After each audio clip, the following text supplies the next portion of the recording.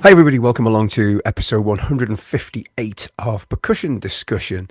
As always, I'm going to ask to please check out all of our social media. You can find us on Facebook, Instagram, and of course, our world famous YouTube channel where you can find all of our conversations, past and present. And these have the video to accompany, so you get to see my ugly mug as well as hear my dulcet tones. Please subscribe. I'm close to 2,000 now. I'd like to get there pretty quickly if possible. There's no adverts, so they won't get on your nerves. And it's just so that you're informed when the next conversation comes out. If you would rather listen on the go, no problem. All of our conversations are available in podcast form. These are free to download from your favorite podcast providers. So if that's your thing, you know what to do. Again, please rate and review if you can. It really helps us grow the podcast, and let's like-minded drummers find us and hopefully like us as much as you do. On to today's guest. I'm absolutely thrilled to have this guy, a genuinely talented guy and a genuinely lovely guy too. Very, very privileged to be able to spend some time with him. He's the son of Max Weinberg, of course, the infamous Bruce Springsteen drummer, has been for many, many years. He actually filled in for his father with the E Street Band for a tour, and he ended up replacing Joey Jordison in Slipknot for close to 10 years, where he had an amazing career, recording some great albums with Slipknot. And then in late 23, that came to an end. He now finds himself as the drummer in Infectious Grooves and, of course, Suicidal Tendencies. So it gives me great pleasure to welcome the wonderful, wonderful gentleman that is Mr. Jay Weinberg. Jay, thank you for doing this. What an absolute pleasure to have you here with me today. Pleasure to be here. Thanks for having me. Well, honestly, I really do appreciate it. I know it's probably I'm guessing just after Sunday lunchtime for you, so it's I'm not going to keep you too long, I promise. All good. Here in the States, so it's Super Bowl Sunday. So we have American football, like the biggest game of the year is today. So it's like today's kind of the day that around the country, everything just kind of shuts down and nobody's like doing anything. So Ah. it's kind of a nice time. Yeah. So is that, I mean, obviously we over in the UK, maybe we don't understand the sort of size and power of this thing. So it literally country shuts down and that is it. Whether you That might be a little over dramatic for me to put it that way, but it's like, like every family that you really know around the States, somebody's doing something for Super Bowl Sunday. That's not like, like my favorite sport is ice hockey, right? Mhm. So my wife and I, like, we watch hockey and football, like we can get into it, and actually we're quite excited to see Kendrick Lamar perform. Like that's Yeah. kind of our favorite part of it, is the musical halftime show of it. But like, yeah, like it's a big thing in the States. It's a traditional, families get together kind of sports thing, whether you're into American football or not. But yeah, it's just kind of a thing that we're just like accustomed to. Is every year people get really excited for the Super Bowl. It's cool. People dig it. That's interesting. I mean, because obviously in over here in the UK we have our football, soccer, I guess as you call it, and you have something like the FA Cup final or the I don't know whatever final it is, but you'll generally only get people watching whose teams are playing, and I guess Yeah. that's irrelevant if for Super Bowl. You just watch whoever's playing and whether you support them or not. In a way, yeah. Like, I think, yeah, it's just for fans of the sport. Like people, it's just a big kind of cultural event, and like one draw I know for a lot of people is like all the companies who are advertising during the Super Bowl. That's when they do their like crazy blockbuster commercial that they spend the most money on throughout the year. So the commercials are oftentimes, if you're not into the game, maybe sometimes you watch it for the commercials or the Wow. halftime show or whatever. So yeah, it is more of a cultural thing than like just the teams that are playing. But like, so for instance, like my brother-in-law is a huge Philadelphia Eagles fan. That's one team that's playing today. And yeah, so it's just a thing that happens. I don't know if there really is a similar thing. I would imagine like the World Cup is maybe the closest you could equate it to, but it seems to be like the most popular sporting thing in America for sure. Ah, well, so is that will be this evening, I'm assuming, Jay. Yeah, Yeah. yeah, that'll be the Ah, yeah. right. Oh well, I hope you enjoy it anyway, and we will have long finished by then, I promise you. It's all good. So what are you up to at the moment? Anything interesting, exciting? Yeah, I mean, there isn't really a dull moment, even though I'm currently off tour. I find a time like this, especially kind of like coming out of the holidays and when the music industry just kind of shuts down and everybody goes into hibernation for a little while. Things are kind of now starting to pick back up of like, okay, so what's happening this year? Obviously, there's kind of a structure that is nice to have for the year. So, for example, with Suicidal Tendencies. I'll be on tour in North America in the spring, leading into the summer. We'll be supporting Metallica, which is very exciting. Just always a pleasure to be around them and play shows with them. And then we're actually going to go to Australia and New Zealand with them later in the year. And but in the meantime, yeah, figuring out, all these, I've many ambitions for the rest of the year, and now is kind of like when you look at implementing all that, Hmm. one thing that's going to be exciting is seeing if we can pull it off at this stage in the game, but stringing together, I've been doing some more like solo performances than I ever really have. So I actually just came back from the UK. I was in Brighton a couple weeks ago, I saw. doing Yeah. I did a couple clinics at my friend's tattoo shop in Brighton called Nowhere Tattooing. And that was amazing. My friend Thomas Hooper invited me to do a couple drum clinics, in his tattoo shop slash, kind of hybrid performance space. Yeah. And so to get the chance to do that, that was really awesome. And it's kind of inspired me to maybe try and do some more of that. As I'm working on things on my own. I've been embarking on a recording project that's been really near and dear to my heart for like a long time. Music I've been writing and working on since like my early 20s. Yeah. So I've been putting considerable time into that, which is, it's pretty much just me and also, inviting friends who I've always wanted to collaborate with. I have songs that kind of it feels like there's like a wide kind of there's a wide diverse maybe sonic palette that I'm working with, but it's all kind of comes from, my background in music. It's all stuff that I feel is true to, the music that I love, but it's kind of a little bit more varied than I suppose I've ever really dug into before. So working with different friends who I'm like, oh, you know what, so and so would be great to play with on this or to sing on this and stuff. So I'm in the middle of that process right now and kind of figuring out how to integrate that in somewhat of a live setting where I know I'm not going to be able to play the drums and the guitar and the bass and the keyboards all at the same time, Sure. so figuring out doing these solo performances is actually really it's been a lot of fun personally, and finding the opportunity where, for example, we'll be on tour with Metallica, having like a show every like 5 days. Yeah. So finding time in there to take advantage of, some good downtime around America. Why not, try to do some independent solo kind of clinic style events and try to get this stuff that I've been working on forever somewhat integrated into that. So that's kind of like, a little peek into the logistical making things happen, but that's very exciting, figuring out all these kind of like solo, more independent pursuits is very, very exciting to be embarking on right now. But it's a whole lot of planning that goes into Yeah.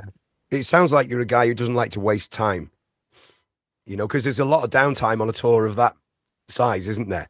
When you're waiting. Yeah, yeah. Well, I think that's true. I typically when I do have time off, I get, I'd rather, turn the potential of what I could be doing into something that I am doing, Yeah, yeah, um and yeah, I think just keeping the creativity going is what makes me happy, is what gives me fulfillment, and making the best use of my time. Yeah, so I think you're right. Yeah, I don't like wasting time. So, why not get to all the exciting things there are to do? yeah. But I mean, I'm a fan of drum clinics. I know some people see them as a little bit dated these days. I promote lots of drum clinics and masterclasses in North Wales where I am, and Okay. so I'm a huge advocate of them. It's nice to see somebody who's getting into it and enjoying them. And I mean, I saw your performance online at the Bag Show, and Mm, it was absolutely wonderful. I have to say, really, thank really you. good. You look like you really enjoyed it as well. Thank you. Yeah, that was a really exciting opportunity that I'm so glad that like the timing worked out. Hmm. Because I had shows kind of like right before it and right after it. So I was kind of nervous that we wouldn't be able to that I wasn't going to be able to do something that like that I had time to prepare for really. Yeah. But the fact that everything lined up in such a way where, the amazing folks at La Baguetterie in Paris, they extended the invitation. We had actually tried to do it the year before, but it didn't work out logistics wise. So to get, the offer to come back in 2024 was amazing, and Mm. not to mention like playing, alongside heroes of mine, Cindy Blackman and uh, I forget who else played, Simon Phillips, like just amazing players to be around. So to get the invitation was just like unbelievable. Um, but yeah, and to treat it as a way, it's kind of not really my comfort zone. Like my comfort zone is kind of, playing with my bandmates and making a whole lot of racket with the interpersonal connection you Sure. have in a band and, with an audience where there's mosh pits in front of you and stuff like that. And then when you strip it down to just me, that's like it's a way different feel. It's a way different environment. So that was a fun challenge, and that was actually the first one of those kinds of performances that I've done in the last 5 years. I hadn't done Wow. another clinic performance in like 5 years, so that was a really nice thing to do, and to kind of treat it as like a little brief kind of look back at like the last 15 years of music I've helped write and record or tour on or whatever. Just a whole mix of things that I've been doing over the years. It was a really fun opportunity, and I'm glad the stars aligned that we could do it. Oh, it was great, and I watched the whole performance online. And I was like, "Yeah, this is superb." Maybe Oh. I don't know. It might be a thing of the future to encourage mosh pits at drum clinics. That would be, it could be a thing. You Well, never know. yeah, yeah. Well, I've done them, so 5 years ago, I did a series with my drum endorser, SJC. We did a series called Loyal to the Craft, which I was just one of. I think Frank from Sum 41 did one and stuff. But we basically, we took it upon ourselves, much like I'm doing now. We took it upon ourselves to just find venues where we could do something like this Yeah. and and just see what happens. So we would, I remember we were in Tokyo and we set up at a club that was kind of like the CBGBs of Tokyo. And yeah, it was a drum clinic and there were mosh pits right in front of Amazing. me. And we did the same thing in Los Angeles, where we did a show, like a clinic type show in the back of like a motorcycle shop or something like that. And it was amazing. And yeah, had mosh pits, the whole thing. So I feel like there's an element of what I do that like doesn't really escape that. Like, even if people are sitting, they're kind of still going a little bit nuts. And I think that's just the music that we love, I can't really get away from that. But yeah, it's always encouraging to see, how people I suppose get excited in an Yeah. environment, even as kind of focused and drum centric as a drum clinic is. It's fun to, get people out of their chairs, I guess. Oh, I'll tell you what, it's great to see, it is nice to see somebody openly saying, "I enjoy this and I want to do more of it." And if you're ever back Yeah. in the UK, Jay, I would be more than happy to host a drum clinic with you. So there we go. Thanks, man. Yeah, I definitely hope to do more and to bring it all around wherever anybody will have me. I'm down. Yeah, well, yeah, let me know and we'll sort it. So Cool. obviously we're in 2025 now. We're a year and so post your Slipknot gig, and you seem to be playing with a huge smile on your face whenever we see you, which is a great thing. I mean, you may have always played with a smile on your face. We wouldn't have known with the mask, perhaps, but you Yeah. seem really happy where you are at the moment. Is that am I correct in saying that?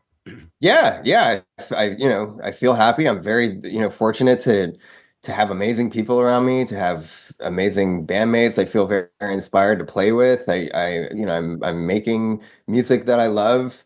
Yeah, no, I'm a very happy camper, and I'm glad it's evident.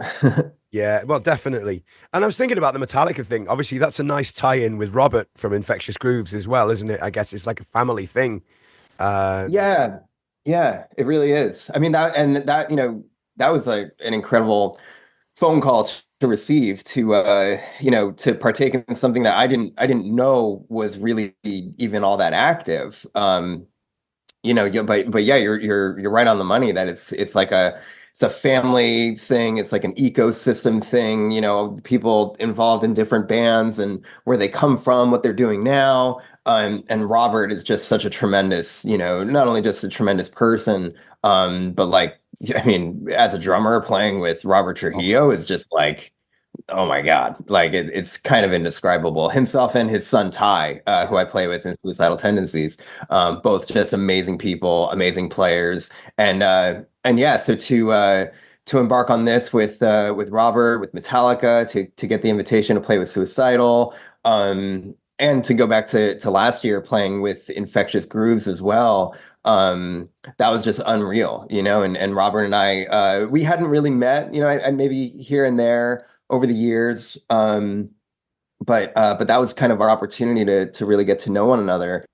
And yeah, we had such a blast, jumping into Infectious Grooves. Like it was an intimidating prospect because it's like, I mean, not only, so many of my drumming heroes have played both in Infectious Grooves and Suicidal Sure, Tendencies. sure. um, but to do something that I really have not ever done, like I've never been in a funk band before, but to receive the invitation from Mike Muir, when he texted me, and I had just had surgery at the time. I couldn't even walk, but he texted me. He's like, "Hey, like, and he knows what it's like to have surgery and come back, and you're raring to go and want to get into, doing things." And he's like, "Hey, when you're back, when you're on your feet, like, would you want to play for Infectious Grooves?" And then that happened to a couple weeks later, followed by, "Would you also like to play for the Suicidal Tendencies?" Wow. Um, and yeah, so taking on like all those challenges at once and really learning a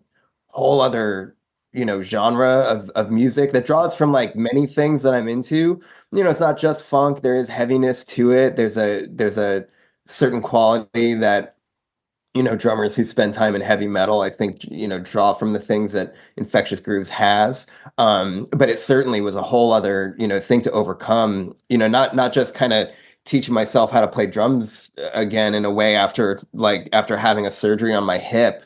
But then learning like a whole different genre that I've never really played before. That was an amazing challenge, to take on. And we had a great time doing it. And now to look at our prospect of touring with Metallica is super, super exciting. Yeah. That's incredible. And I mean, just talk us through. Obviously, it's a major thing for a drummer having hip surgery.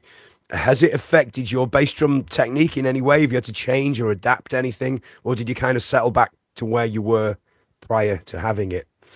I'd say it's more the latter. It's more that I kind of settled back and found that my mechanics, returned to me. I mean, taking 5 months or whatever it was. I mean, no, maybe not even that long because my scheduled recovery was supposed to be somewhere between 5 and 6 months.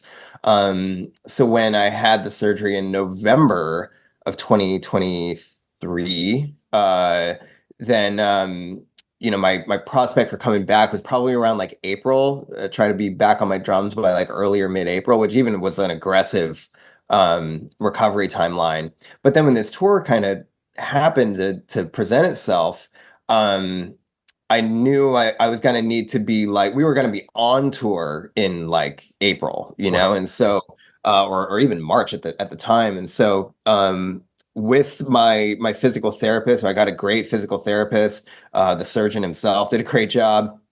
um they helped, I presented them with like, I need to be back on drums. Like, I know you're saying it's going to be 5 months. I need to be back on drums in like 2.5 months or No pressure. so.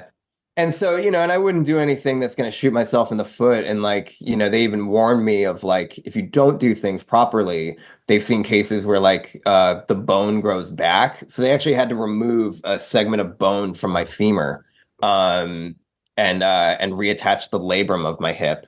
But they've seen cases where the bone, because someone didn't do the proper recovery, the bone grew back, and they had to do the surgery all over again, and this and that. So I wanted to avoid that, but I also wanted to get right back to it. I wanted to go, get back to playing drums. Then I remember my first jam with Infectious.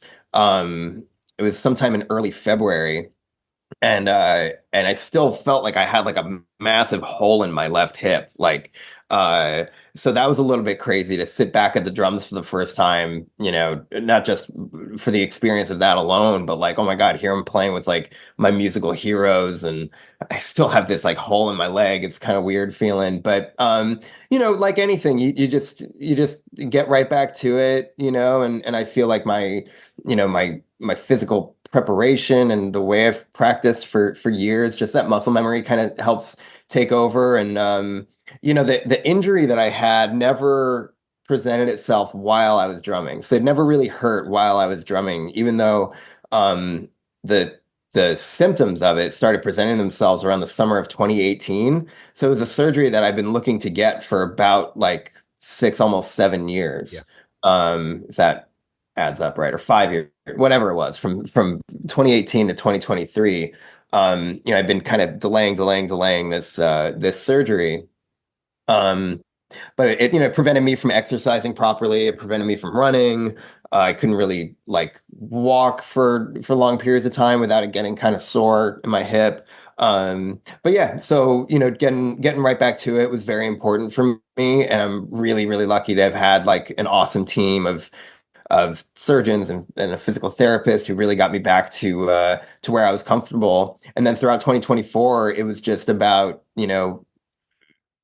just kind of going further into it. I mean, if you could have seen my left leg, it was like I have skinny legs to begin with, but like I could literally put like one hand around my thigh, because Wow. just sitting on, I had to just sit on the couch for like a month and a half or 2 months, and so I lost like a tremendous amount of muscle in my leg. So just took time to build that back. But I feel great now, and I'm really glad to have done it, to have been proactive, and not let that injury kind of catch up with me further. I didn't want to try to tackle that in a point where maybe it'd be harder to come back from. So glad to have done it for Good. sure.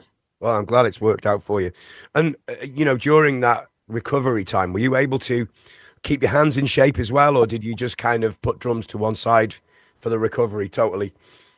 No, I would. Yeah, I'd still work on, practice pad and stuff, and just do what I can just to, keep my mind occupied, keep my sanity, just because that's why a lot of us turn to the drums, is because it's a thing to help us through our lives artistically. So yeah, there were definitely, creative things that I could get into, although it was a challenge not to, feel like I could really play my drum set. But I knew that was going to come with time, and I just had to be patient. But yeah, there were, exercises that I could still do in the meantime. Of course, of course. Oh, well, I'm glad it's, as I say, I'm glad it's all worked out. And there's one thing I wanted to talk about, and obviously you're out with Suicidal, and your kit varies hugely from what it did from the mighty Slipknot kit that you played on. You're almost down to a four-piece kit, I think, if I'm correct Yeah. in that. A huge. I hmm mean, is this purely because of the style of the music? It's kind of steeped in punk traditions, maybe a little bit more. The Suicidal gig. I'd say so. Yeah. I mean, I mean, it sounds kind of funny to say it, but like even with a drum set of, two bass drums and three rack toms and two floor toms, a whole, drum shop's worth of cymbals in front of me and stuff. It's always kind of my intent for it to be relatively utilitarian. Like I even try to challenge myself that it's like, if there's an element of my kit that I'm not using in every single song, I try to see if I can ditch it, to see if I can, just keep it to the necessities of what I need. Um, so I think I streamlined that drum set in a way where it was pretty much everything got used every song. Maybe I'm not hitting my, my 10-inch rack tom every song or my 18-inch floor tom every song, but by and large, I tried to keep it to where I'm doing everything I can with what I got. But that's kind of my approach for anything, like there have been, many scenarios, in the studio where I'm recording and it's like, well, this song doesn't require this giant drum set. This song actually requires a, more traditional Buddy Rich kind of Slingerland, style drum set. So, um, but that doesn't, oftentimes present itself in the live context. But so with Suicidal, yeah, it was kind of like, well, what do I need? What does my toolbox have to be for this? And so it brought me back to, the times that I was like teaching myself how to play drums on a smaller drum set, playing along to my Suicidal Tendencies albums and stuff. Where, yeah, I don't see it as a requirement to have, a giant drum set. I'd rather do more with less, I guess, is a kind of simple way of putting it. And yeah, I find that to be kind of like the creative challenge of how to make this music that I love that like for me, yeah, it's a simpler style, I suppose. And with that, yeah, I kind of simplify everything because, if I'm not using everything up there at all times, I'd rather present myself with the challenge of like, go nuts on all this stuff right here. That's all you really need. Yeah, Yeah, and I quite like that. that's cool. Look, let's go, if you don't mind, Jay. Let's go back to your kind of the beginning where, I mean, what's your first memories of music? You've been surrounded by high quality music all of your life. I mean, what's your first memory of it, if you like? I mean, not just drums, but music in general. Sure. Well, my first memories of music are pretty much steeped only in like classical music. So Mhm. my mom has her whole entire life been a huge classical music fan. And for the first like 5 years of my life, that's pretty much all she played for myself and my sister. Like that was all I really knew was classical music.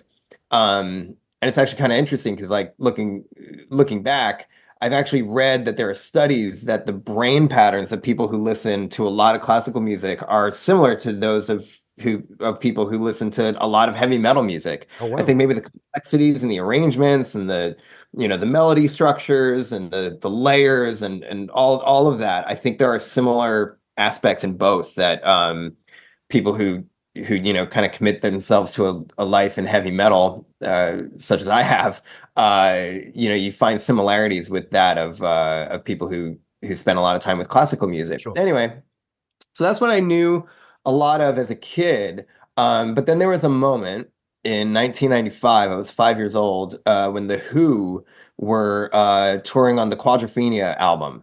And this was all new to me. I didn't know who The Who were really or anything. And at that time, this is going before the E Street Band got back together for their reunion tour in 1999. So I hadn't been exposed to, my dad's profession or the fact that he was in a band. I didn't know that he was in a band, that whole time Wow. until I was like 9 years old and his band got back together. And then I'm seeing it for the first time. But so the Who were going on tour and Pete Townsend at the time, my dad he was the band leader on the Conan O'Brien television show and the late night show. And so Pete Townsend, I believe, was coming on as like a guest to talk about the tour that they're about to do. And my dad, I think, told my mom like, oh, we should bring the kids up to meet Pete Townsend. He's going to be on the show. And my mom's like, well, they won't care because we've never shown them the Who. Like, all they know is classical music from me. And so they were like, okay, now it's time to show them, our rock album collections. So that's when they sat me down with Quadrophenia The dark for the side. first time. Yeah, yeah, exactly. So when I was 5, I heard Quadrophenia for the first time, and that changed my life. Like all of a sudden it's this whole new sound. I'm listening to these, to Keith Moon for the first time, and it just completely, we all have that moment where we're just like, I can't believe what I'm hearing. But I had no knowledge of how to like filter that, it's all just like kind of attacking my senses at the time. And we ended up going to see the Who play Quadrophenia at Madison Square Garden in New York. And I still have, that's probably like my earliest live music memory is seeing the Who play Quadrophenia. Um, and so that was really, really hugely impactful for me. Um, and around the same time, I was getting an education, though I probably didn't know it at the time, about, the Beatles and the Rolling Stones and the band and Bob Dylan and all this stuff. Yet I didn't know, really my family's, connection to music, my dad and his pursuits, because like I wasn't old enough to watch the TV show he was filming all day. That was totally inappropriate for somebody my age. So I didn't really know. And he didn't really play drums in the house because he was up in New York, playing all day. So um then I start to, those are the bands that I listened to from about like 5 to when I was like 9 years old. And then my sister, I have an older sister who started to get into, punk rock and stuff, maybe in her preteen years. So I would hear, Blink-182 and Green Day coming from her room. And she turned me on to a band called The Used when I was about 12 years old. They'd just come out with their debut album. And uh and so I'm now learning about like this music that I'm really drawn to that is kind of giving me the same feeling of when I first heard The Who and stuff, but it feels new, it feels kind of like denser and more energetic to me, and I really like that. So that kind of set me on a path of learning about, newer bands, not just bands that my parents grew up, loving, but finding what's going to be like my music that I love. And that happened to kind of coincide with understanding, more about Bruce and the E Street Band and seeing them on tour and putting it together for myself. It took me years to even learn that they had records. Like I didn't know they had records, I just didn't know. Sure. But uh but so putting that all together in my preteen years was really huge. And that's when, then I took it upon myself to really do like the research that I could. We had a great music store in the town over from where I grew up. And I would go and get a CD of a band I just, learned about. Say, for example, like Thursday, a great band from where I'm from in New Jersey. And they did, the great thing when you would get a CD and you'd see the thanks list of all the bands they would thank. Oh, Thursday, we thank Alkaline Trio and we thank, blah, blah, blah, like all these bands. That's how I started to learn about, this new music. Like here are the guys that I look up to, name checking all these bands. And then it was a really interesting thing, because at the time, like it was kind of it was a major father-son bonding moment for my dad and myself, where I was 12 years old finding out about this music, and these bands were coming to New York to play, and sometimes they were on the Conan show. And so we would kind of make it a father-son thing where I'd like take the train up from school and do my homework on the train to New York, and I'd meet up with my dad at the show, the Conan show, and then we'd go grab, a bite to eat and then go to CBGB's or Irving Plaza, Roseland Ballroom, and see, a band that I was super into. And what was a fun experience for me, that it really started to click, like what I felt was like my dad's importance of what he's committed his life to, was that I'd see guys, that I look up to. Take, for example, Brandon Steineckert, one of my best friends, for over 20 years.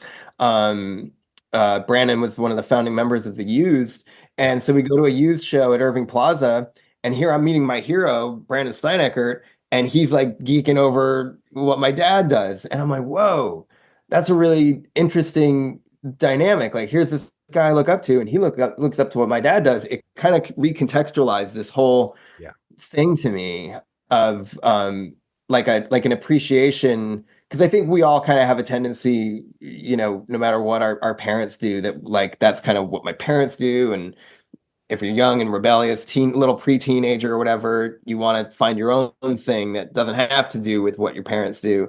But there's this reflective thing happening where all that was coming together, and it brought my father and me, really close together. And this was long before I played music at all for myself, long before I picked up drumsticks.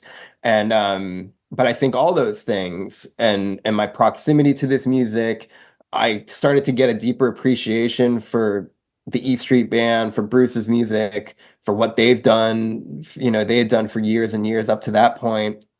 And I started to kind of see, I think, like the work that went into it and the passion that went into it. And I was looking for that for myself, like I grew up playing hockey. That was like my main Yeah. ice hockey was like my main love when I was a kid. And then once I started to find like punk rock and heavy metal, hardcore music, whatever it was in the early 2000s, that's when I really saw kind of a place for it for myself. And the fact that, the older brother of a ice hockey teammate, he was in a band and he would book shows at like the local we have them. They're called Knights of Columbus or VFW halls, where they're just like independent venues where you can just you can get a bunch of bands together, you can book a show, and you can play your own show. And that very much spoke to me at a young age of like finding out like, oh wow, I don't have to be this crazy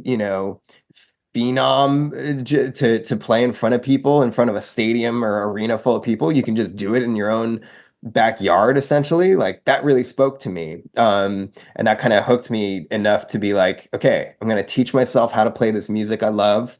I didn't want to take lessons because I did take guitar lessons and it made it kind of like school. Yeah. And I wanted something to have fun apart from school. So I wanted to just put on my Ramones records, figure out how to play along. And then that evolved to like, okay, I'll put on my Slayer records and see, and I'll borrow my friend's double bass pedal and see if I can, play along and stuff. And so those were kind of my earlier formative experiences, just getting into this style of music that I knew I loved, but I had to just figure out for myself how to participate in some way. That's an incredible way around it, though, isn't it? You've kind of literally had everything already thrown at your young ears, and you've settled on, the heavier end. It's great. It's absolutely stunning. And I love the fact that you didn't know the E Street Bands had any records. That's just, Yeah. you know, I've got Yeah. more records than most. Yeah, it was just it was overwhelming for me. I'd see them playing these stadium shows and everybody who knew these songs, and I'm kind of just standing there just like, what is happening? Like, what is my dad a part of? Because it was never anything that he really spoke about, like when I was a kid. I think with the band having broken up, I think it was just kind of a thing that I didn't know about, so I never bothered to ask about it, and it was kind of just this thing that was never really talked about. So then when it all of a sudden presents itself in my life, I'm just like, what what is this? What is this thing that you do? And your bandmates who and stuff. It was all very overwhelming, but I put it together. And then, when fate would have it that I'd fill in for my dad with the band, then that drew on like that entire experience of like just trying to study it and like what are all these songs and understanding these people, because I saw them play these songs night after night after night after night, when my parents had the foresight of like, you know what, like this is going to be huge. We need to show our children this aspect of like of our life, just because it is massive. It is a thing that carries a lot of weight for a lot of people around the world. And so it's like for them to have the foresight of like, we're gonna figure out how to bring them out on tour. And that to me was like such an education, even though I didn't know I was like going to get my like, my rock and roll education every night. I was just there, just mesmerized, watching them do what they did. And the fact that even to this day, like they work just as hard, they kick just as much ass as they ever had, if not more. It's always been very, very inspiring to me. So I'd say that was like, without that, I don't really know if I would have ever pursued music in the way that I have. Wow, it's amazing listening to this firsthand. And tell me, Jay, how long had you been playing before you stepped in for your dad for a tour? Had you been playing like a About, long time at that point? I've been playing for about 3 years. Oh God, Uh, that's nothing at all. so, I started playing guitar like, when I was looking at this stuff, like I was very impressed by Bruce and his way of commanding, his instrument and these songs and everything. It was like that was huge to me. So I remember when I was 9 years old or so, my dad got me a Telecaster guitar, just like Bruce had. Yeah.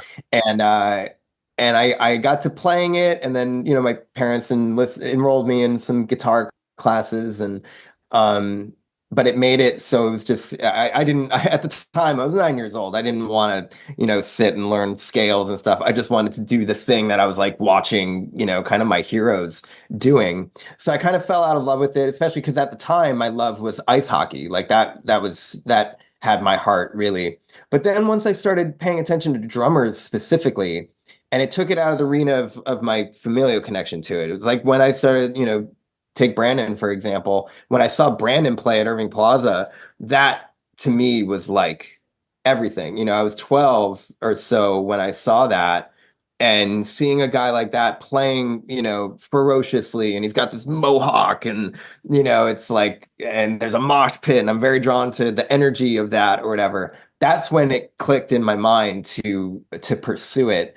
But it took about like 2 years for me to make that turn from like, well, I've committed so much time and energy, and every day I'm practicing ice hockey and this and that. I didn't want to just abandon that completely. But as I started to dabble on the drums and teach myself the mechanics of it and stuff, I really found myself taking a liking to it.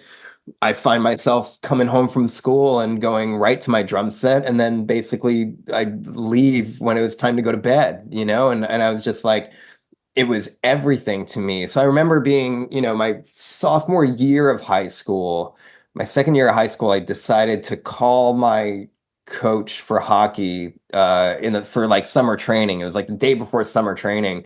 And I was like, I'm so sorry, but like I'm just feeling a calling to the drums. Like I have to choose one or the other to commit myself to entirely.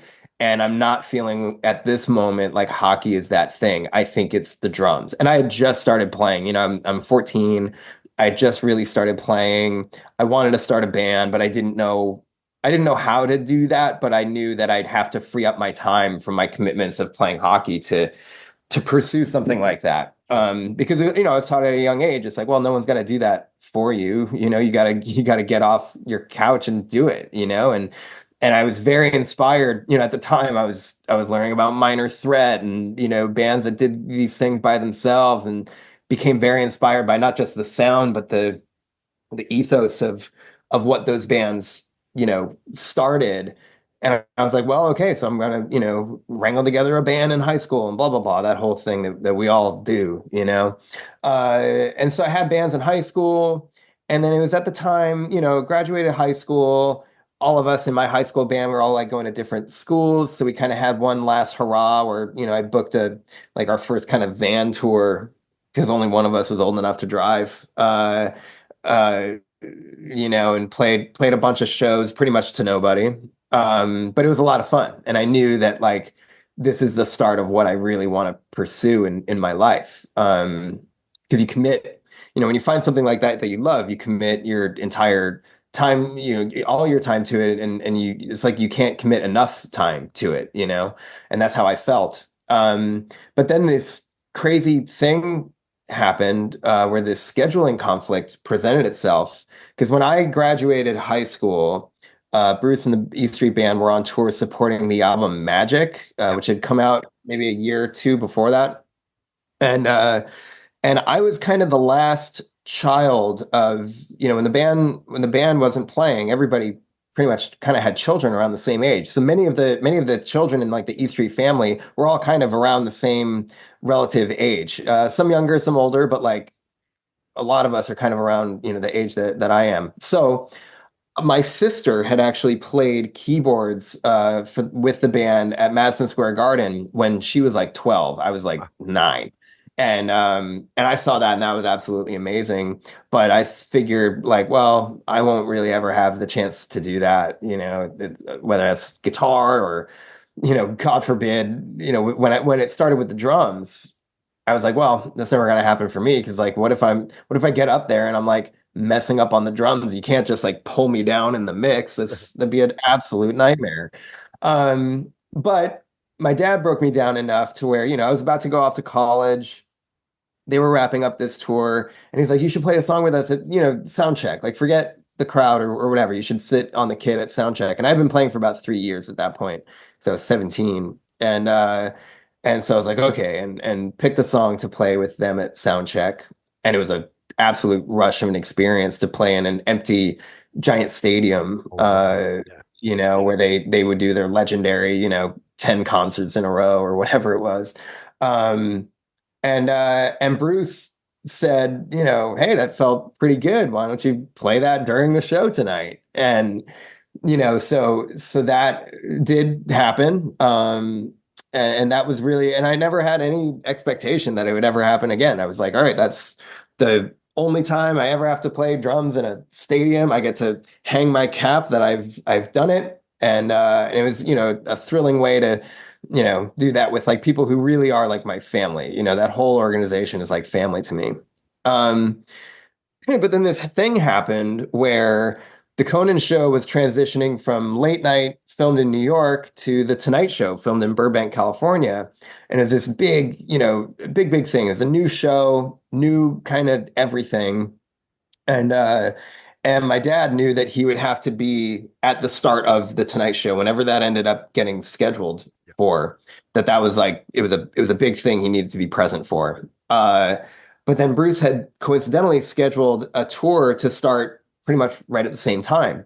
So there was this moment where my dad had to figure out being in two places at once. And with credit to Steve Van Zandt, who I only learned this like a couple years ago, where Steve, because ever since, because that tour was 15 years ago,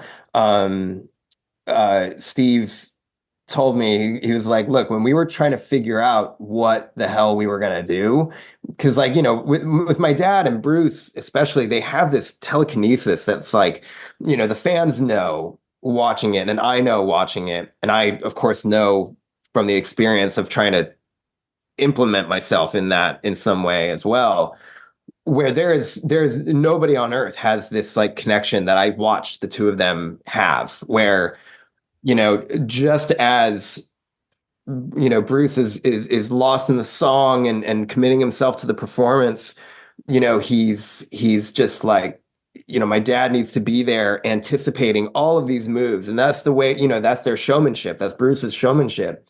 And my dad, I think to his credit, this is what he brought to the table in the early 70s, was that attention to, the performer in Bruce, the entertainer in Bruce, and to accent all these things and to understand where he's going in the ever-changing landscape of the show, because he'll change the entire show during the show. The set list at the beginning of the show is unrecognizable from where it ends up, so I grew to have a tremendous respect for that. But then when they're figuring out like how do we do a show without Max, Steve had seen my high school band play at a bar in New York once, came out to a show, and he said that he told Bruce at the time, he's like, look, I've seen Jay play the drums and the music that he likes and that he played with his high school band. He's like, your music is going to be like Mary Had a Little Lamb to this kid. He's like, trust me, give him a shot, let him prove himself, and I think you'll be pleased with like keeping it in the family and that kind of thing. And that was, that's a very important aspect to the community of the E Street Band, the ethos of the E Street Band. And that's not just me. You fast forward and they've gotten Jake Clemens in the band, Clarence's nephew. That's a huge way of carrying on the legacy and the literal, the blood brotherhood of the E Street Band. It's not, it's for real, and so even though, Bruce was looking at the prospect of having, an 18-year-old drummer who had only been playing for 3 or 4 years, uh, he saw, I think, how my dad had instilled in me. Hopefully it was coming across that I had a strong work ethic, that I would commit myself to doing this. I didn't expect some kind of free handout just because my dad's the drummer doesn't mean my job is going to be any less important or carry any weight. In fact, it's going to be there's much more scrutiny involved. We have to prove that this isn't just some hokey, convenient solution to this scheduling conflict. And so I knew I had a lot of work ahead of me, especially for still at that point, really figuring out my approach to the instrument, being kind of fresh to this. Now all of a sudden I'm playing on one of the year's biggest tours and figuring out my place in that. So it took a commitment, every day. There were no days off. Bruce handed me a list when we first were even talking about this being an idea. He handed me a list of like, okay, well, these are the songs we are definitely going to play. And then we're going to add to this pretty much every day. And that list was like two or 300 songs long. Um, but my knowledge of it came from absorbing all of that as a kid, because throughout the tour, he Bruce had created this monster on stage where he'd go out into the crowd, and you've probably seen this, where he selects signs for requests from the fans, and he gets like 30, signs from the crowd, and he'll just show it to the band, and we'll launch into a song that wasn't on the set list. And that was a classic element of their show.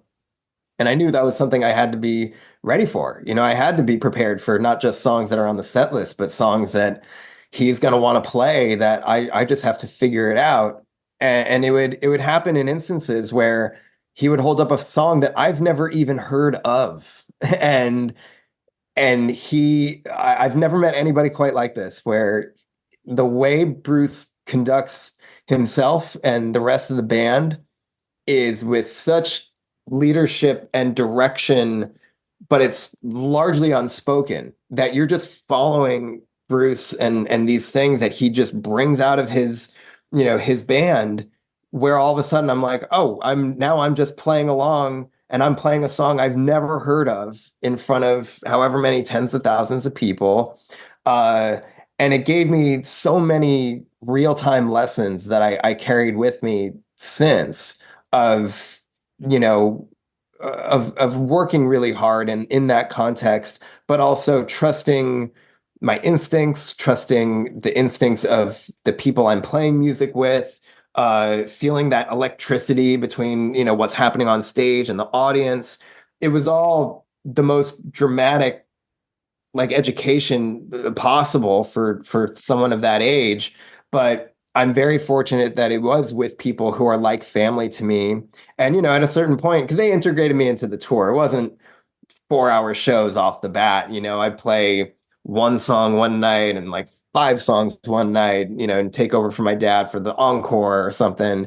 But then there was a period of time where he had to be at the Tonight Show, and I was just kind of on my own, playing these songs with the band he joined in the 70s, and what a wild experience it was. But it was certainly the basis for, my father and me becoming close in ways that we never like had that, specifically.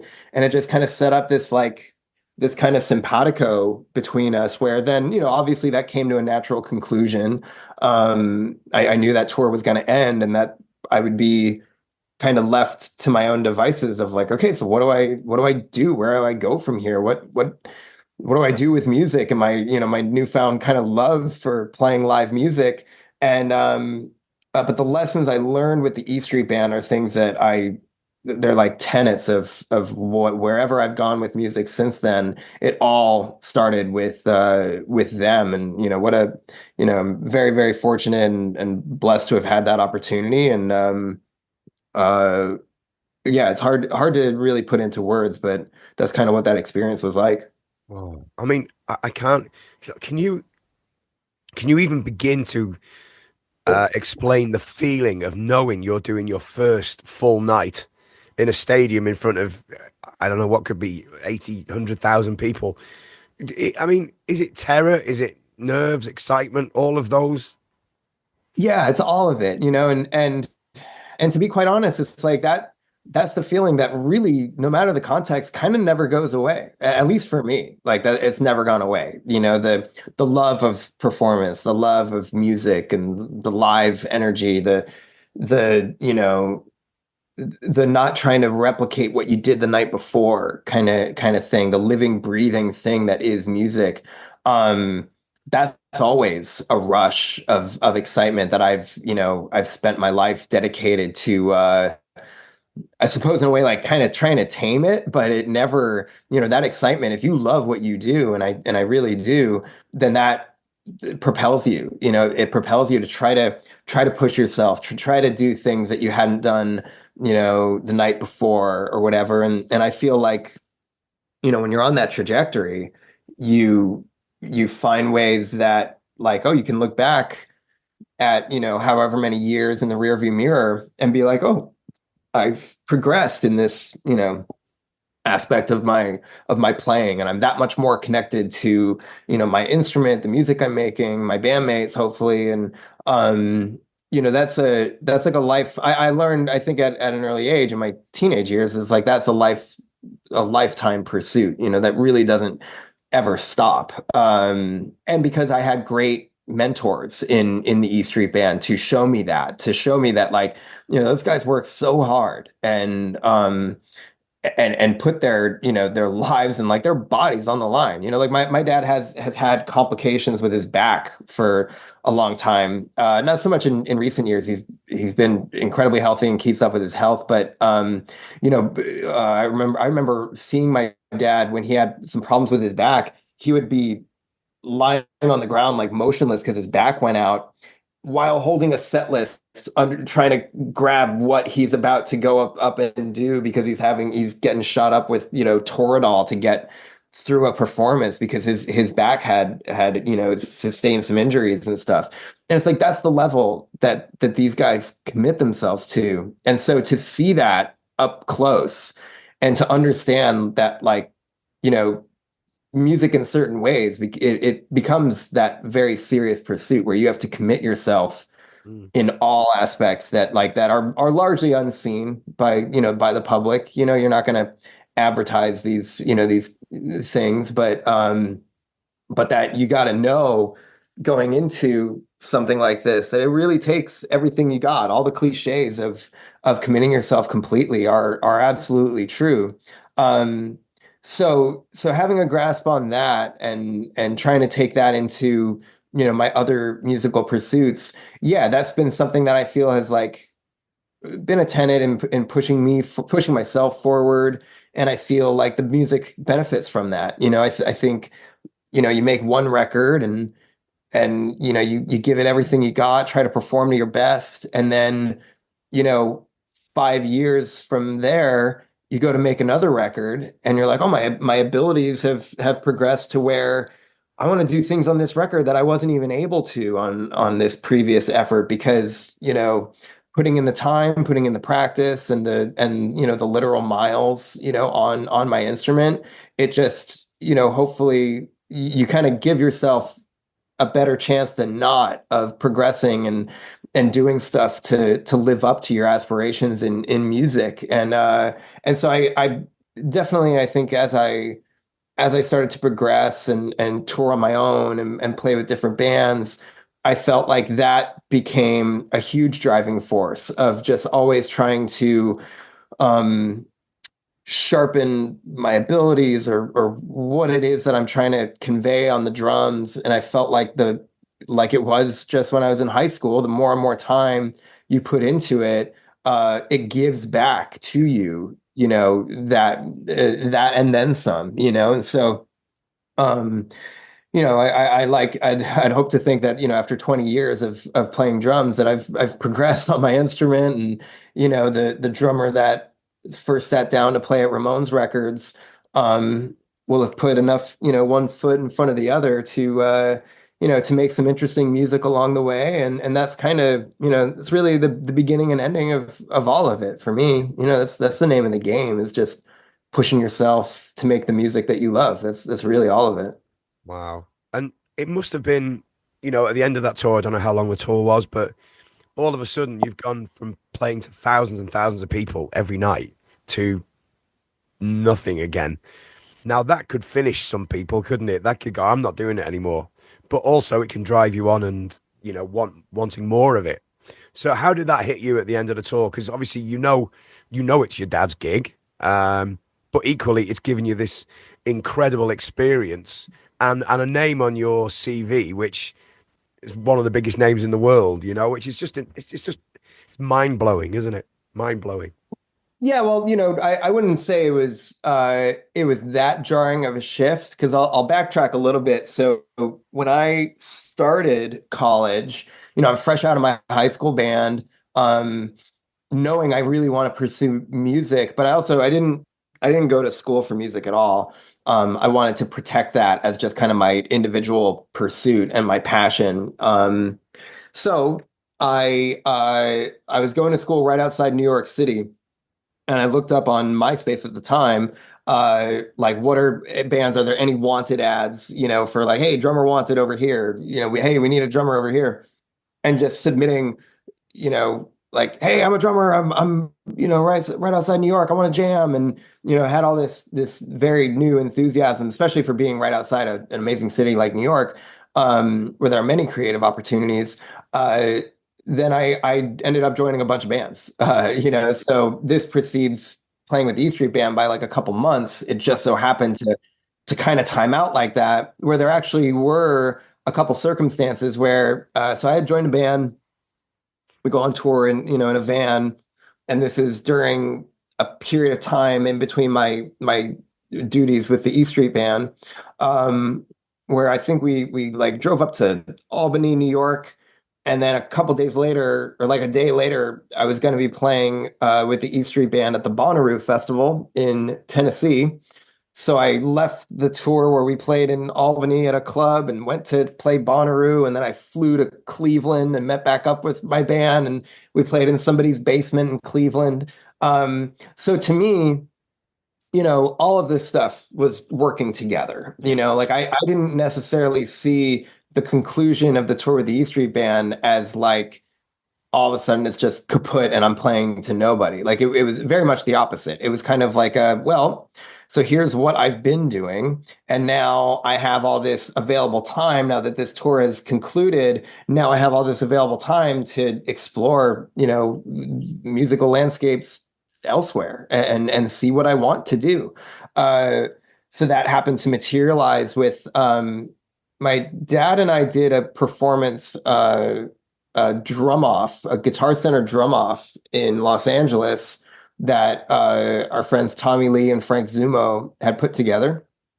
And it was the only time, God, we've only done it like a handful of times, actually like sat at a kit next to each other. It's kind of funny the fact that we have such a deep musical connection and playing drums for the same band, but we've rarely actually even ever sat on drums next to each other. We have a handful of times, and it's a lot of fun. But we got asked to do that, did that, and a friend who I had just met from a band called Madball, legendary New York hardcore band, Yeah. had asked me, "Hey, like we see that you're doing this like drum off thing. That's really cool. Are there any drummers at that thing that you think would work well for Madball? Like we're looking for a guy. We have a tour coming up in 2 weeks." And it'd be a great help. Like if you see anybody out there that work for Madball, let us know. And I was like, me, I would love to. And my only real experience at that point was playing with the E Street Band and yeah, my high school bands, but like and my other projects that I started in college. So this friend of mine, he's like, I didn't know you would be into that. Like would you want to play for us? I was like, yeah, I'd love to, it was my dream. Oh my God, you're going on tour in a bus, in Europe. Like that's amazing fun. Something I'd never done before. I'd always wanted to do. Absolutely. I'd love to audition and throw my hat in the ring. And that's how I ended up joining Madball.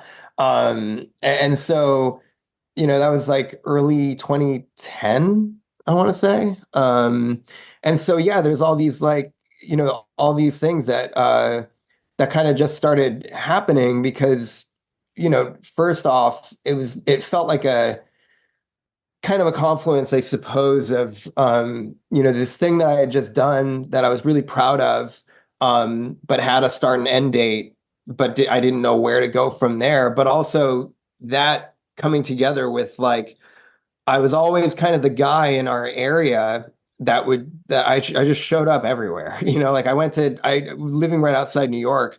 I wanted to go to every show that I could of every of the bands I love and these venues that I've heard stories about. Like that was a big draw for me to be right outside New York and to go to school where I did. So I was just kind of this guy that was just like always at punk rock and hardcore and metal shows in, the New Jersey, New York area.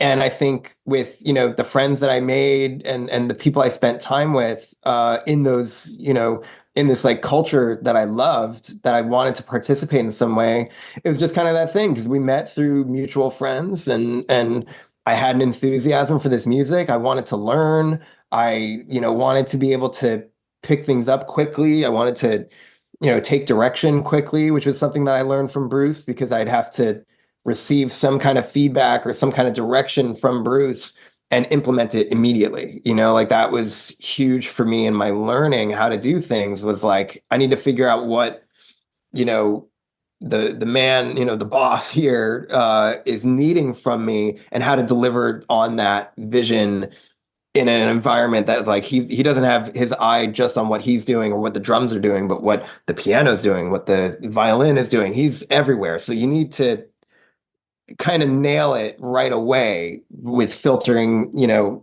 through your experiences and what you're able to do on the drums, filter that into what you're actually going to play. And so I had some experience with that, and then I think that served me well in auditioning for a band like Madball, and then a week later we're on tour for 6 weeks in Europe playing these wild, crazy hardcore shows, and I'm 19 at the time.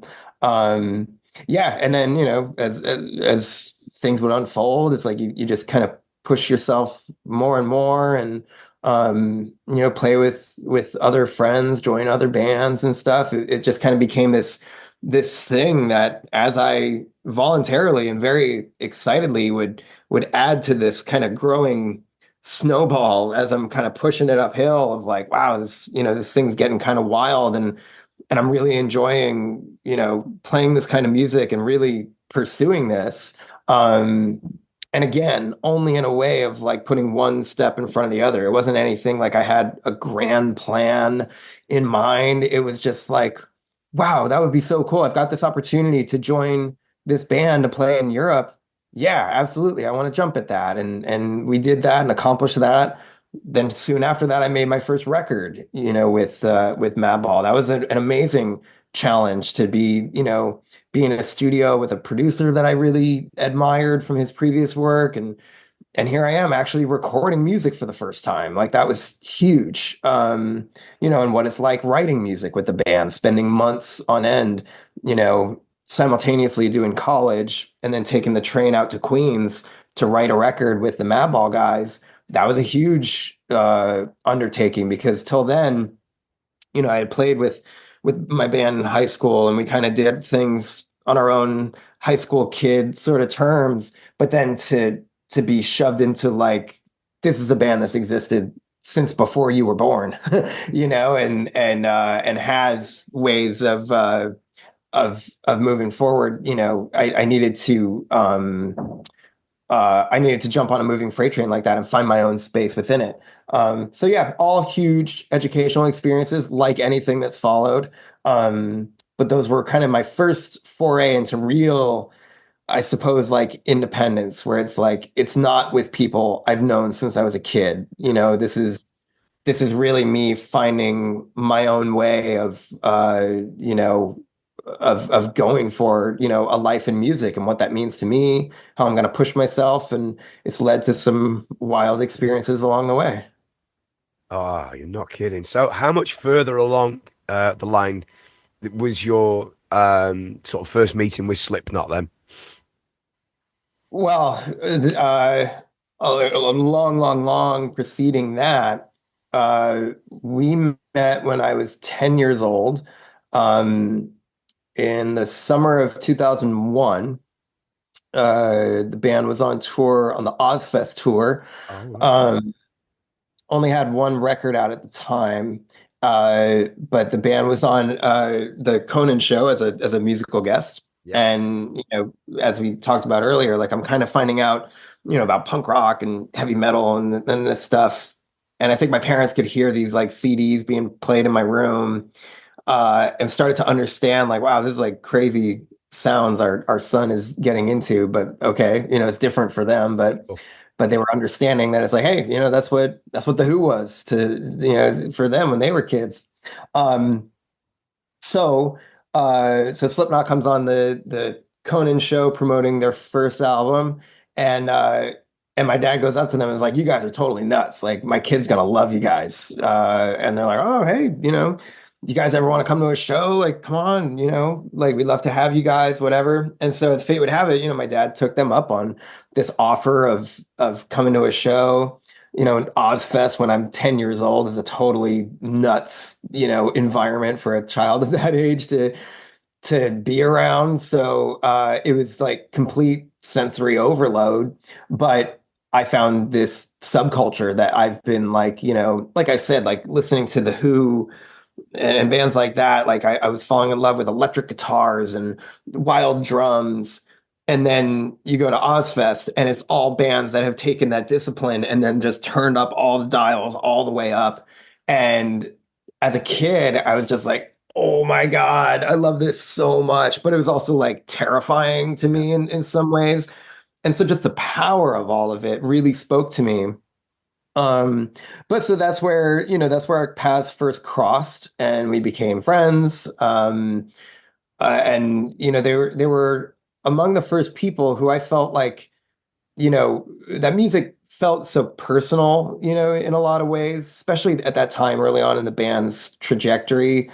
It's so ferocious and honest and came from a sincere place that when I think they saw that speak to a person of my age, I think they took that kind of seriously and were like, they saw that in the fans, and I was one, I really connected with them in that way. So they were kind of like one of the first groups of like adults, in their whatever mid 20s at that time, who were treating, me, the 10-year-old, with like respect, with like, you're part of this. And that was huge to somebody like me who didn't really, kind of felt like an outcast, didn't really know what my place in the world really was. But now I've kind of found this like community, and these guys who are doing this wildly impressive thing are kind of welcoming me into this community. This is really cool. And so it was very encouraging at that point. And we became friends. I'd come out to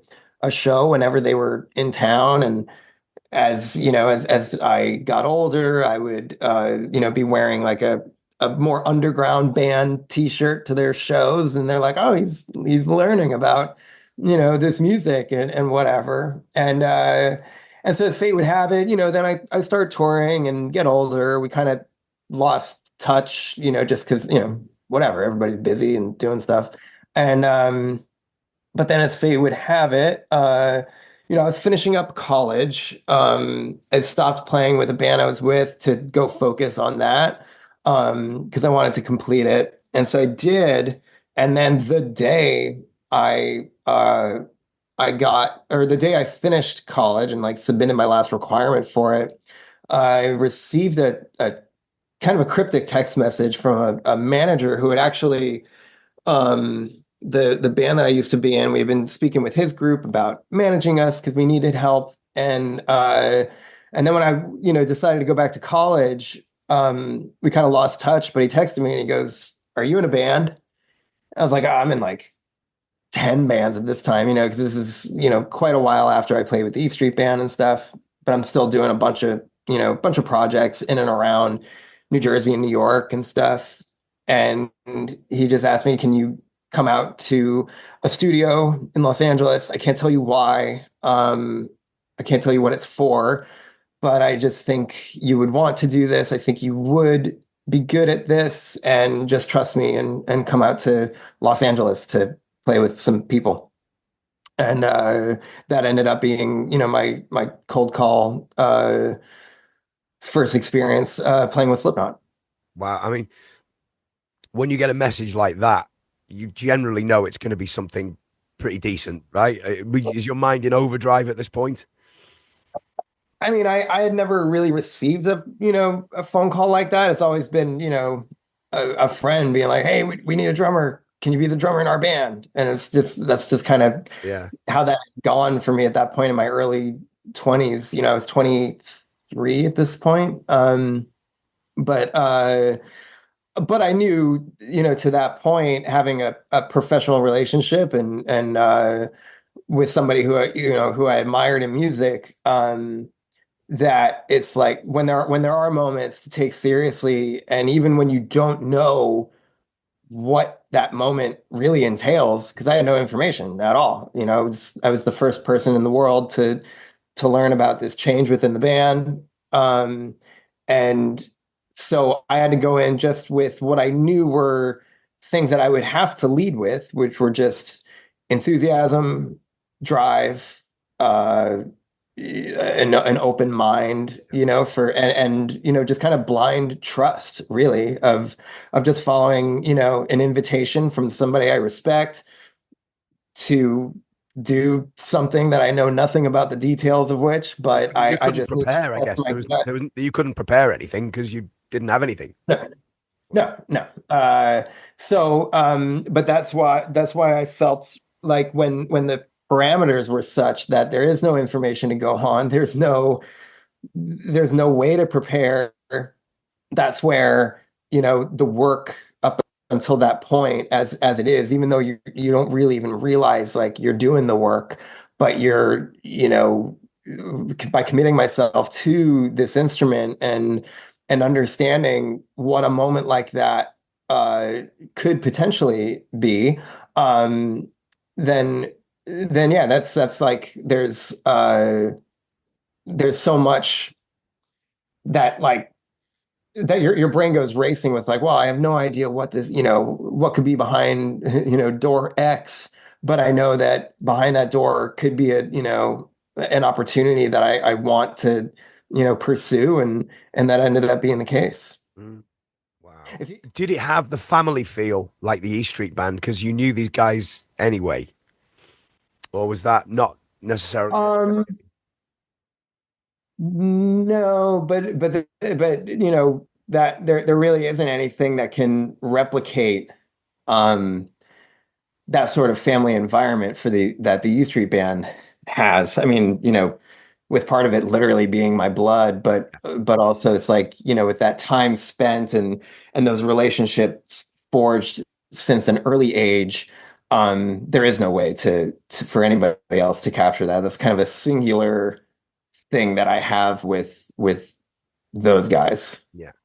Maybe familiarity should have been the word then rather than family, because obviously you knew the guys from previous meetings and what have you. So Yes, yeah. So there was, there was that, um, and also, a heaviness of what the band, what I had put together in the space of only just a couple minutes of what these guys were going through.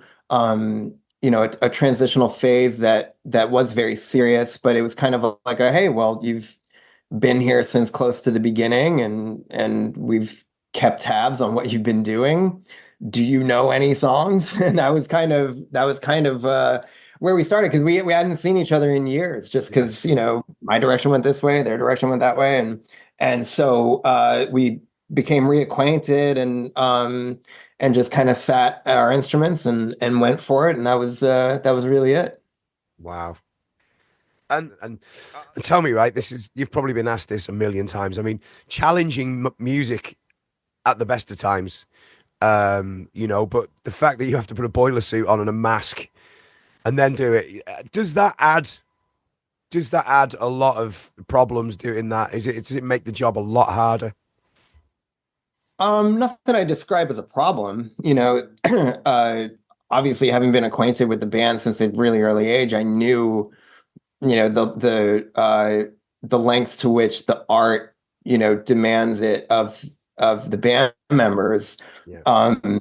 That commitment to that aspect of the band, the physicality, the fact that this is a specific part of this specific band that demands Not only does the music demand everything of you, but the commitment to the art of everything that surrounds it, and as I learn, really, like the music is just one component of the greater picture that that everything, and like many things, there's no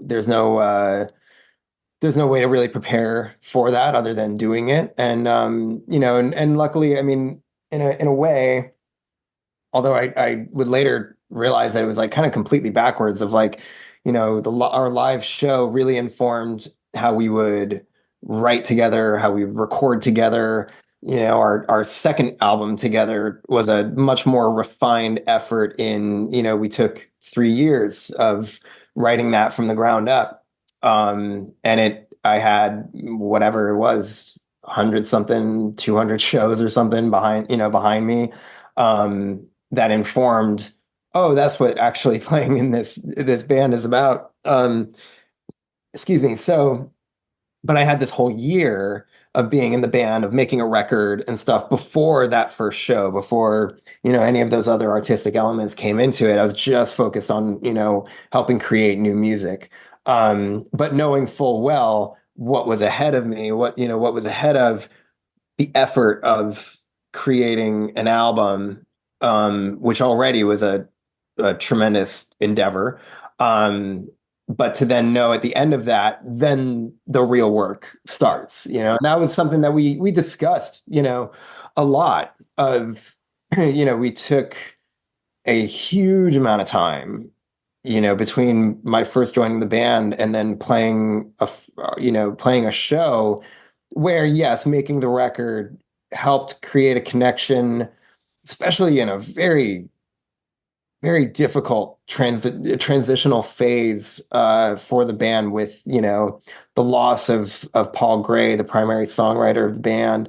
That was a huge thing to overcome. And I feel it was through the effort of making the Gray chapter that was like a huge, rebirth element, lots of things to celebrate, but also mourn in between that. So while I'm kind of caught in the middle of this very turbulent transitional phase, at the age of 23, joining this band, um, it all was like all of these moments and learning about each other. And yes, we had been friends for a while, but not in this way. We weren't collaborating. And now all of a sudden, that was really the only kind of flick of a switch sort of moment, was that we went from being friends and these guys that I had admired from a distance to now all of a sudden, now we're working on stuff together and we got to see how this works and we got to feel each other out, and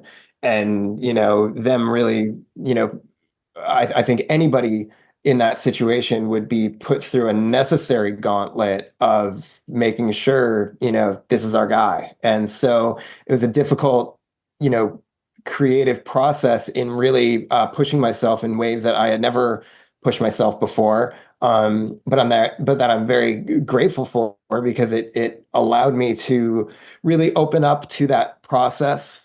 And I think in being open to that process and the growth that I had to kind of embark on to meet the challenge head on, that made the transition into like, okay, yeah, now playing with a super heavy piece of rubber on my face with fire enveloping all the oxygen on stage, and so on and so forth. It made that challenge, because it was just that just became one in a sequence of incredible challenges. And then, you break through, as we'd call them, breaking through veils, which only kind of it takes a long time, and you only do that when you put in the effort. And so there were periods where it's like, breaking through this veil of writing a song together for the first time, and then writing two songs together for the first time, and having those be songs that we're going to play a lot live, and then, okay, now we've done our first show together, now we've done our first tour together, now, blah blah blah, as life goes on. These were all incredible, learning moments for myself, and yeah, learning how to play with all the physical elements that I knew the art would demand as a fan of the band. Now I had to kind of approach it from like, okay, well, I'm no longer a fan. This has changed our relationship um in a kind of a tangible way where I'm not just looking on at this from the outside. Now I'm learning how to best contribute from the inside. Um, but I believe my proximity to the band preceding that, I think allowed me to sink deeper and deeper into that process of what what would be expected of me, what I expect of myself, how I want to push the boundaries of this element. How is my mask gonna define me? How are the artistic qualities that I can bring to the table going to shape this element in a way that I think serves my contribution well? So that's kind of, where all that stuff over the course of 10 years was just, refining itself, Yeah. re-evolving and finding out how to go deeper and deeper with it. And it was definitely a creative process I enjoyed. Wow. And there's one, obviously, there's, excuse me, gigs don't come any more high energy than that, I don't think. And obviously, it's quite an important thing. This, I'm assuming there was quite a bit of warming up before a show to get in and be able to do that safely, and get through it in one piece. Sure. Yeah. I mean, no matter what, like what we do kind of takes a toll on us physically and the way this music kind of systematically like breaks down your body as you commit yourself to it. There's a certain aspect of it that like you're not getting away from, but sure, to in ways to combat that, how intense the music is, you have to prepare for it in a lot of ways. And yeah, that's parts physical, that's parts mental. Being able to wrap your head around the gauntlet of what a tour or a sequence of tours will be, knowing that you have to give it 100% every single night. Um, it's a responsibility I definitely took and still take to this day, obviously, very seriously. So being prepared in the ways where, yeah, I'm not going to show up tired. I'm not going to show up unprepared.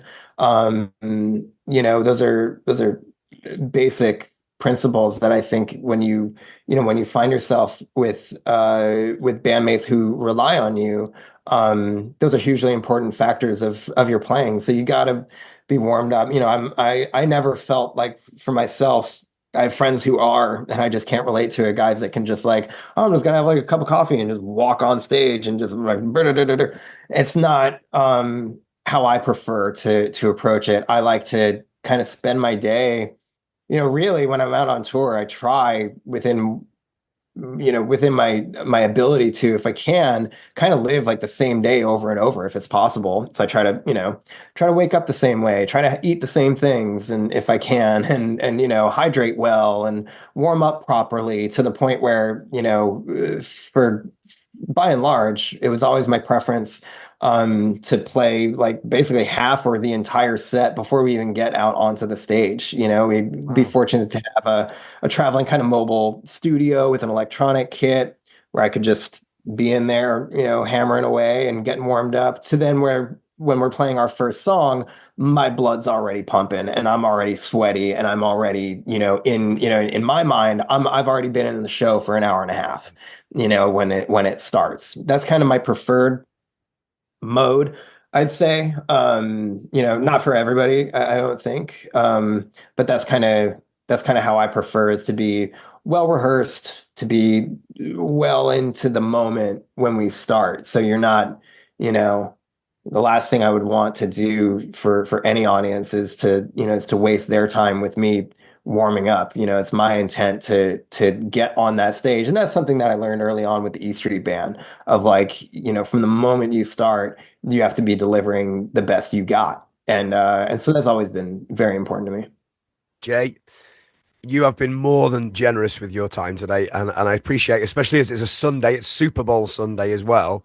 And so I can't thank you enough for giving up your time so freely. I really appreciate it. Uh, Pleasure. Yeah, great to talk to you. Well, likewise, and hopefully we'll see you over in the UK.